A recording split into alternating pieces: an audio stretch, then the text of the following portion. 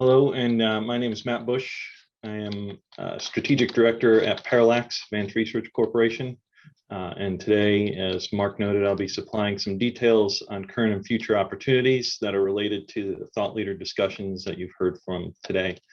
So first, I'll start out with a baselining on U.S. government business arrangements, and then we'll be moving to a number of opportunities that you see here that align with the manufacturing threads from today's discussions. And then third, we'll highlight a few organizations that may be able to help you in preparing for and vying for these opportunities. As you see on the right, please feel free to interrupt me at any time. Also, most of the slide presented today will include a link that is related to the information presented on the slide, and the slide deck will be made available after the event today. All right, moving on.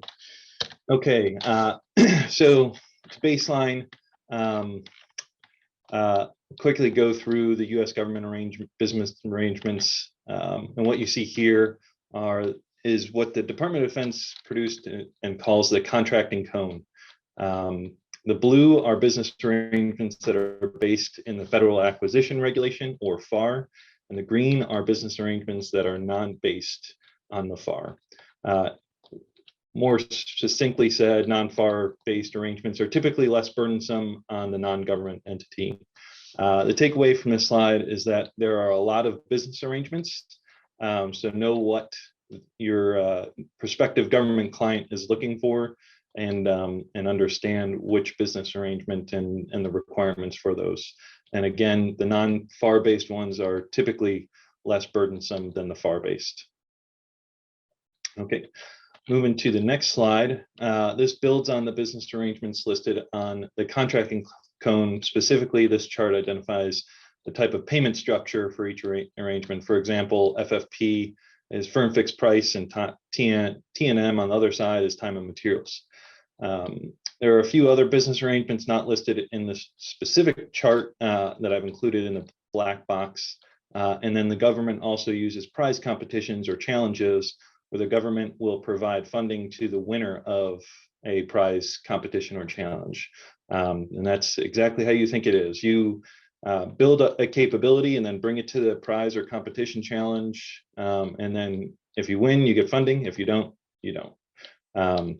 So move on to the next slide. So the first opportunity I'll discuss today, and there were a number of questions during the Q&A on SBIR or STTR, or SBIR is Small Business Innovation Research, and STTR is Small Business Tech Transfer. On the left, you see the differences between SBIR and STTR. The big takeaway difference is that STTR requires a nonprofit research partner, for example, a university or a 501c3 research entity. And on the right, you'll see how much funding the government has allocated to SBIR, STTR programs across the entire U.S. government. As many of you have probably heard, the SBIR, STTR program was in a state of flux at the end of last fiscal year. And for those who don't know what the U.S. fiscal year is, it's 1 October to 30 September. The SBIR STTR program was set to expire on September 30th, 2022. Luckily, everybody came together to reauthorize the program for a few years.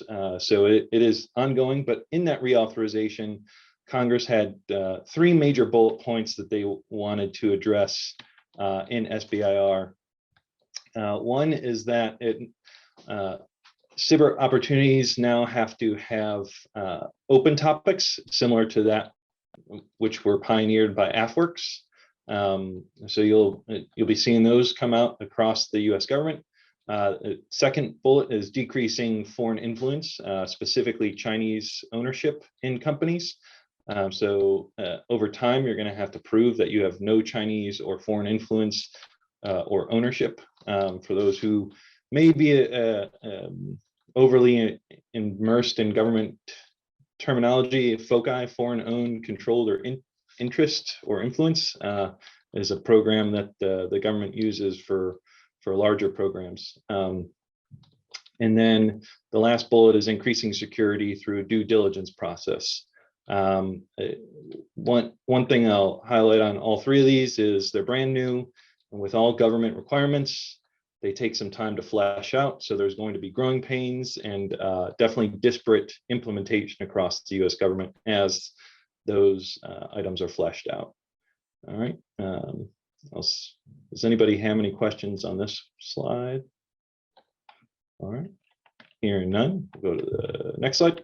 Okay, so SBIR and STTR both have 3 phases that all the US government entities that are part of SBIR, STTR use, and those are listed here. The phase 1 is idea generation and proof of concept, typically funded somewhere around 150, but however the government entity uses it, it could be anywhere from 50,000 to 150,000, and that's for a period of performance of 6 to 12 months. And again, for all of these, as you see, the 6 to 1 year or 24 months, and then the amount of funding available, that changes by organization, by opening, by topic. So there's no set standard for any of these. So always look for the specifics of each opportunity that is presented. And in phase 2, prototype development, full research and development. Again, those ones are typically funded at approximately 1 million, but there is a span of 500K to 1.5 million. And then phase 3 is, phase 3 is where the agency no longer is getting SBIR funding to do that work, but they're using their own dollars to fund further growth and development of that capability. One thing to note, if those who don't already know, going from phase 1 to phase 2 can be done through sole source, meaning that the government can directly pull you up to that. And then also going phase 2 to phase 3, the government can also do a sole source, meaning that they don't have to make an announcement to pull you to phase 3. They can fund you directly to a phase 3. The chart on the bottom here can be found at the Small Business Administration website that's linked at the bottom. The takeaway here is that these opportunities have generally routinized timelines that you can plan for. However, there are some modifications or additions throughout the year, and I'm going to go through a few examples. What we've also done here, what does not identify on the SBIR website, is what type of government arrangements are used, whether they're contracts or grants. And then we also have identified which federal agencies have both SBIR and STTR programs. All of them have SBIR programs, not all of them have STTR programs. All right, we'll wait and see if there's any questions on this slide. Hearing none. Okay, so as I stated, the government will oftentimes add new open topic or new topics throughout the year in the SBIR, STTR world. This is an example of Department of Defenses. So you can find these defense-specific SBIR topics in the Defense SBIR STTR Innovation Portal, or DSIP, which I've snipped here and placed on the slide. And then you can select the specific opening to find out more, which is the blow up after you select it. So as you see, DoD, specifically Air Force, has 2 topics that are open that are outside of the typical DoD cycle that I noted in the slide previously. And then also something to note in these is that sometimes the government will skip phase 1 of the SBIR process and ask for direct to phase 2 submissions, which is what both of these AFWERX opportunities are. And direct to phase 2 simply means that if you have a responsive concept that's already been developed, you can submit it in a direct to phase 2 and skip phase 1. All right, I'll wait for any questions. Hearing none. Move on to the next slide.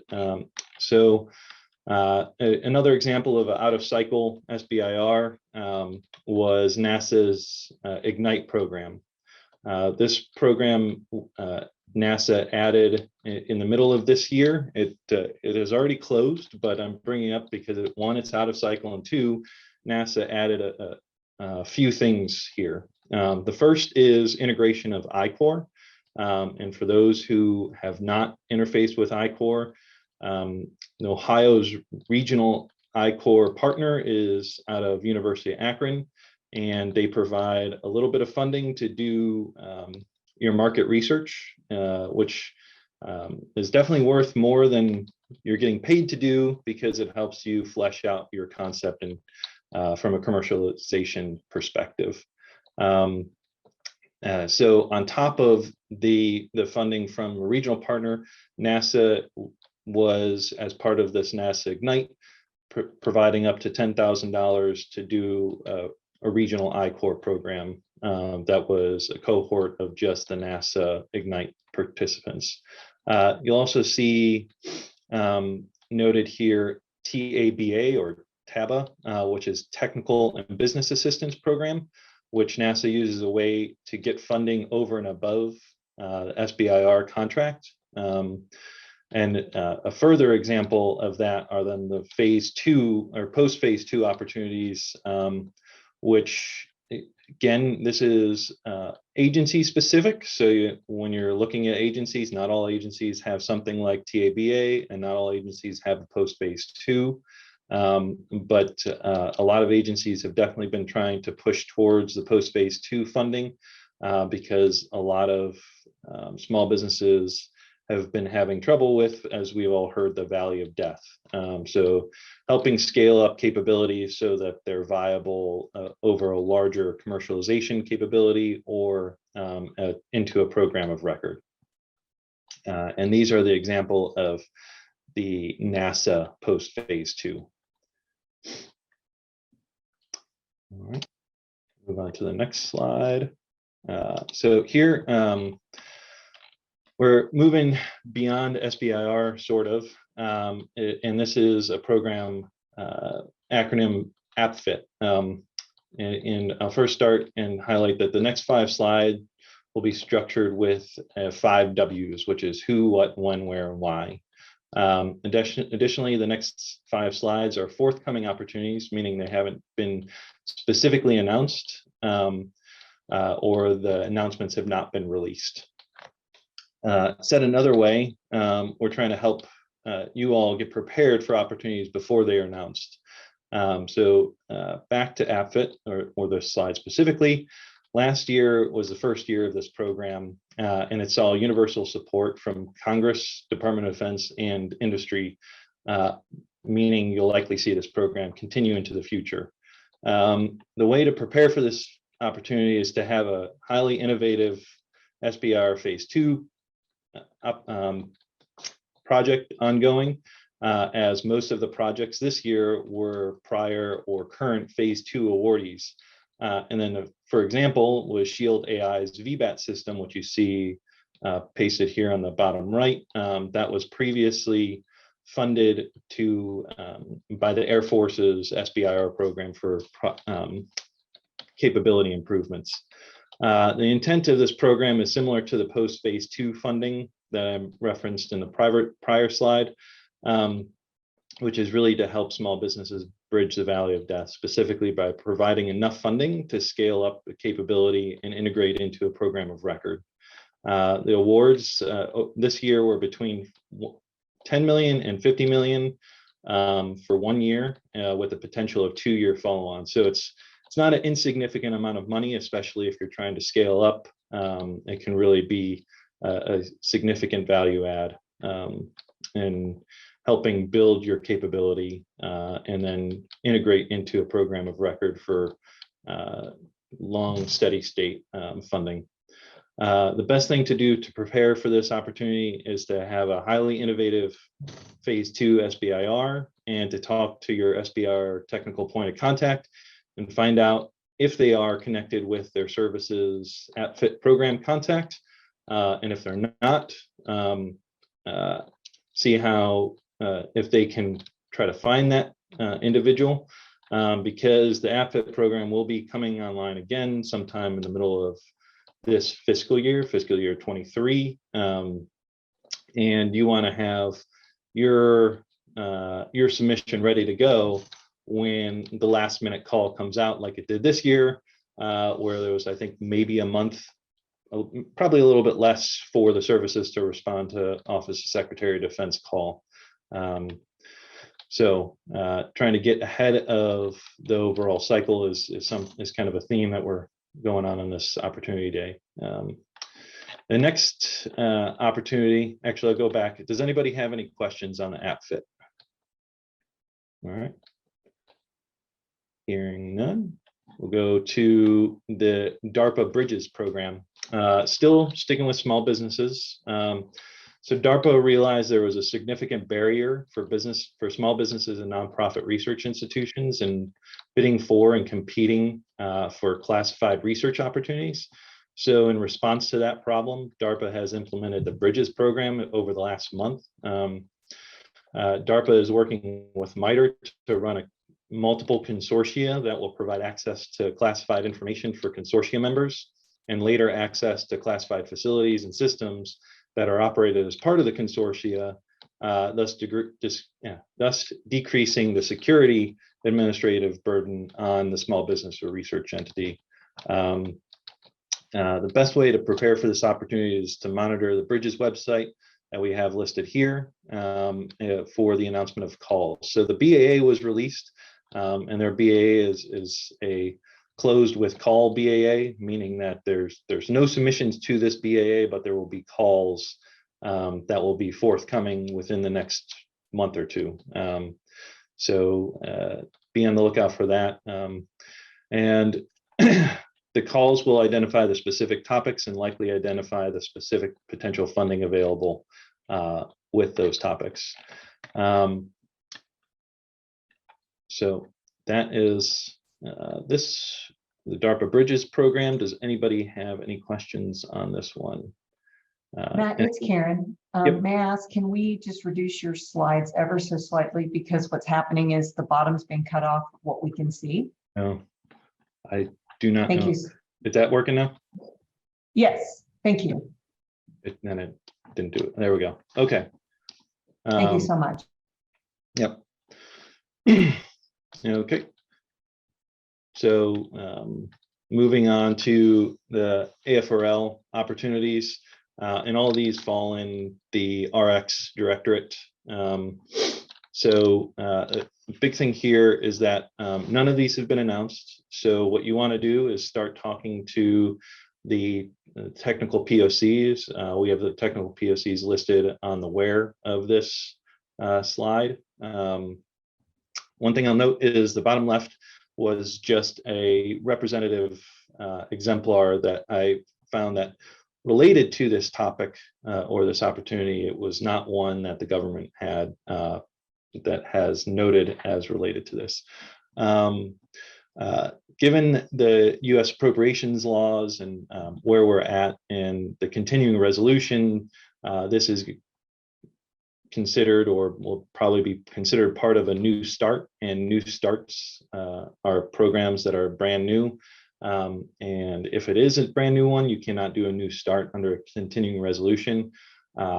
So until you have a, oh, I see a question in the chat. Sorry, I didn't see that before, but so how does, the question is, how does one get part of the consortia for bridges? And then also, how does one contact DARPA to identify the issues they're currently facing? So on the first question is going to the Bridges website, and then once the consortia is created and opened, you'll be able to access or become part of the consortia that way.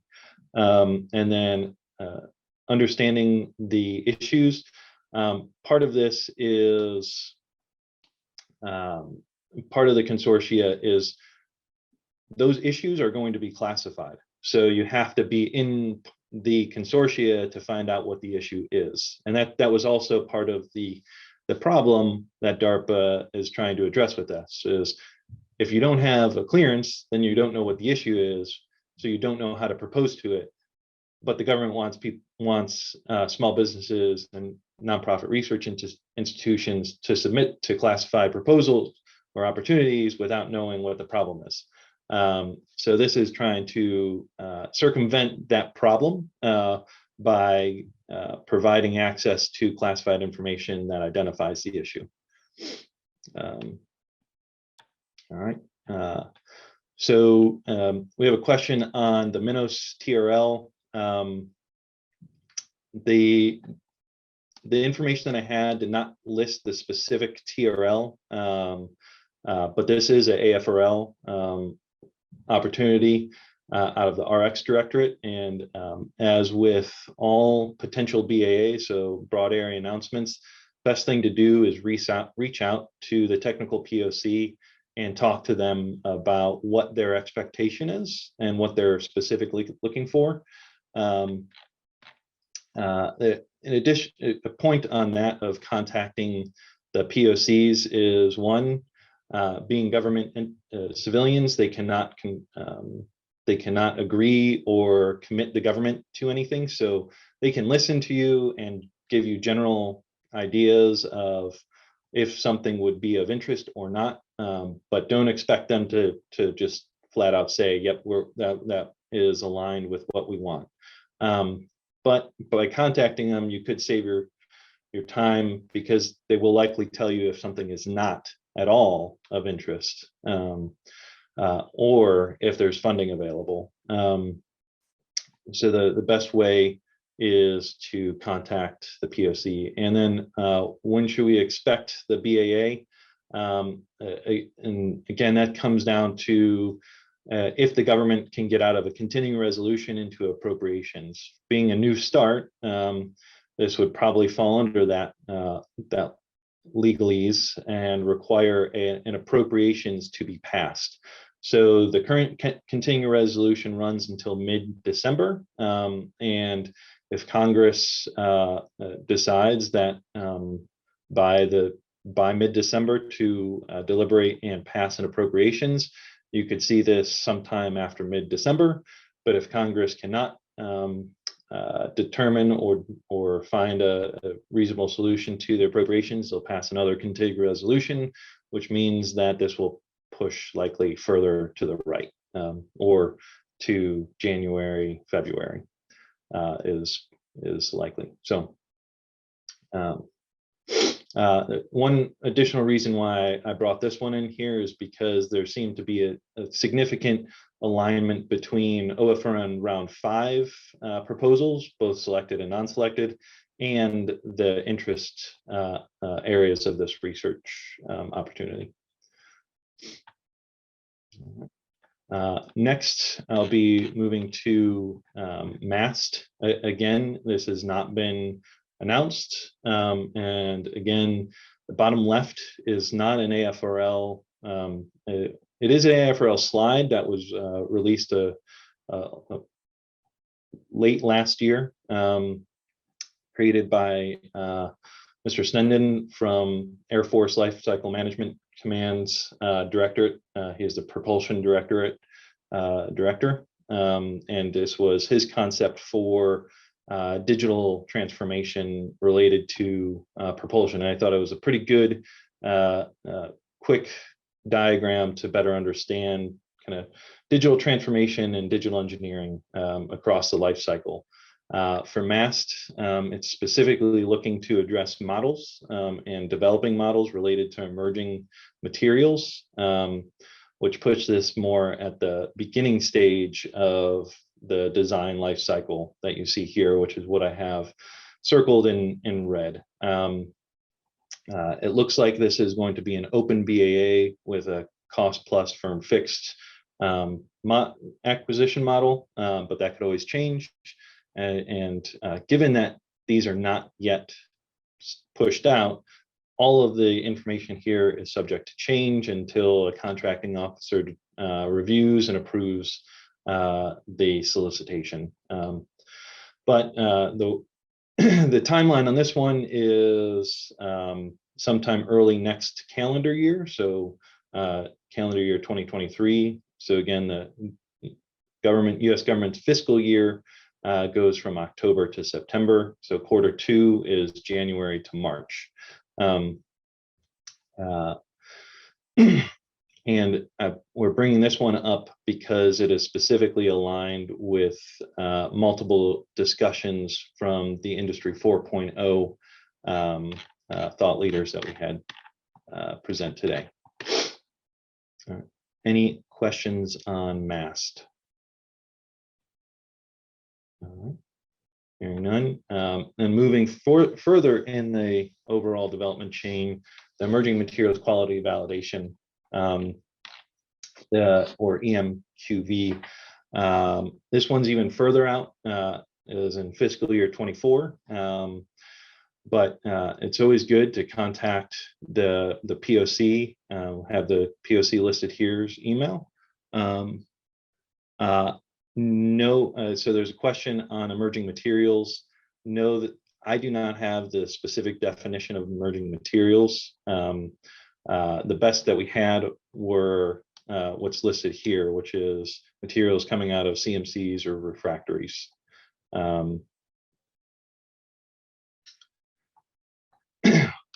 But again, best way to flesh out any of these is to contact the POC listed to get the latest and greatest information in areas that they're looking for.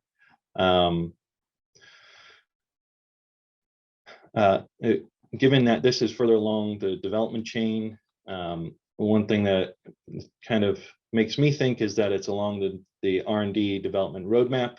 So something that I wanted to bring to attention, when you are contacting a POC, ask them, they may not be able to give it to you, but for their R&D development roadmap. So what are they looking over the next year, 2 years, 3 years, so you better understand where they're going, so you can attune your research or proposals towards their interest areas. So back to this opportunity specifically, it's addressing material validation, which is critical, as I think many of you on the call today know, to Industry 4.0's back-end process improvement and validation that what was manufactured was what it was supposed to be, to include flaw detection, and doing that validation and flaw detection is critical to the Department of Defense, as these capabilities and products are going in to things that our service members will use every single day when they're deployed, and making sure that the warfighting capabilities are up to what they need to be and do not have flaws. Could mean the difference between life and death for the service member out there defending our nation. And kind of why I want to bring that home here is, even at the very early stage, everybody in the R&D and materials manufacturing have a critical role in supporting our service members and helping them achieve their tasks and supporting our nation as we go forward. So just because you're doing basic end research doesn't mean that you are not directly connected to the service members out there every day, especially as we look forward in the future, as many defense entities are talking about integrating capabilities in weeks or months rather than years or decades. These capabilities are going to get out to the service members almost immediately from the R&D pipeline. So it's vitally important that we get this all right, and that's where things like digital engineering, flaw detection, validation are going to make this entire behemoth work and be most effective. So does anybody have any questions on emerging materials? All right, hearing none. So threw a lot of information out there. First, again, this entire presentation will be available online after our briefings. And then, as always, OFRN will be here to help with Ohio teams build and go after opportunities. Apex is a phenomenal free asset for anybody in the non-traditional defense contractors or small business entities that are looking to vie and submit Air Force, SBIR, STTR proposals. And this is also where you can find Parallax Learning Hub and massive online open curriculum that we have a link in earlier, and also that Dr. Dave Rude provided some information on during the breakout sessions at the beginning of today. And then, of course, there's a wealth of other assets across Ohio that can provide small businesses and non-traditional defense contractors support in identifying and going after government opportunities, and those are listed in the others. Those are just an exemplar list. There are actually plenty more, but it's a good start to go and talk to any of them if you're not sure where to start. All right, we have a ton of useful links. We're just putting this up here just to show you that this is here, and it will be available once we push out the slide deck. Some points to note is SAM.gov and grants.gov is where every U.S. government opportunity that is not classified will be listed. Now, some entities like NASA uses their own repository to provide more specific information. So NASA has Inspires, and then DARPA has DARPA Opportunities website that provides more specifics than what you can find on SAM.gov or grant.gov. And then we also have the link to the online training that Dr. Dave Rude presented again during the breakout sessions. And another good place to go find and harvest potential opportunities are the justification books. That in itself is a wealth of material, but its own days-long training session on what those are, how to use them. But as many folks on this call are researchers, giving you more material to go research. And if you have questions, don't hesitate to contact OFRN. We're here to help. As for upcoming events, as General Bartman noted at the beginning of today, we have a number of upcoming events that we'd love to see you at in person coming up. So looking forward to supporting the state innovation ecosystem. And if you have any questions, again, OFRN is here to help.